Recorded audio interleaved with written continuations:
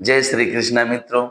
आज का दिन भारत के इतिहास में एक विशेष दिन है, क्योंकि आज ही के दिन सिखों के 10वें गुरु श्री गोविंद सिंह जी के दो सुपुत्र साहिबजादा जोरावर सिंह जी और साहिबजादा फतेह सिंह जी को दीवार से चुनवा दिया गया था। आप तो जानते ही हैं कि आज के 300 साल पहले अपने देश में मुगलों का शासन था और औरंगजेब, जो आप कह सकते हैं कि अंतिम शक्तिशाली मुगल शासक था, वह चाहता था कि इस देश से सनातन धर्म समाप्त हो जाए और सनातनी एक भी न रहे, हिंदू धर्म का लोप हो जाए और सारे लोग मुसलमान बन जाएं।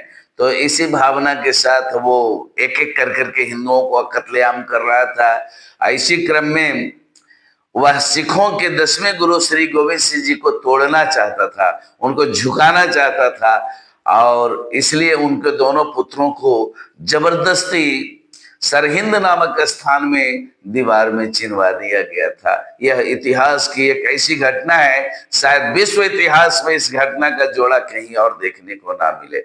जब ये दोनों बच्चों को उस दीवार में चिनवाया जा रहा था, इसी बीच बड़े भाई के आंखों में आंसू आ गए, वह रो रहे थे। तो जो अंग्रेज अधिकारी, जो उस समय के जो मुगल अधिकारी जो उन्हें चिनवा रहे थे, उन्होंने पूछा कि क्या तुम्हें इस बात का मरने का डर है इसलिए रो रहे हो? कहा नहीं नहीं नहीं नहीं, मरने का तो मुझे डर हो ही नहीं सकता, क्योंकि मैं गुरु गोविंद सिंह जी की संतान हूँ, इसलिए मुझे इस बात का कोई भय नहीं है। मुझे अगर है अफसोस है तो इस बात का है कि मेरे सामने मेरा छोटा भाई पहले मरेगा, इस बात का मुझे तकलीफ है। इसलिए मैं अगर रो रहा हूं तो इस बात से रो रहा हूं, क्योंकि यह मरना तो मेरे लिए गर्व की बात है, क्योंकि मैं सनातन धर्म के लिए मर रहा हूं, सनातन धर्म की रक्षा के लिए मर रहा हूं। इसलिए मुझे मृत्यु का भय नहीं है। जो वासुदेव कृष्ण की गीता का पाठ किया हो, जो रामायण पढ़ा हो, जो वेद का ज्ञान रखता हो, जो गुरु गोविंद सिंह जी का पुत्र हो, भला उसे मृत्यु का क्या भय हो सकता है?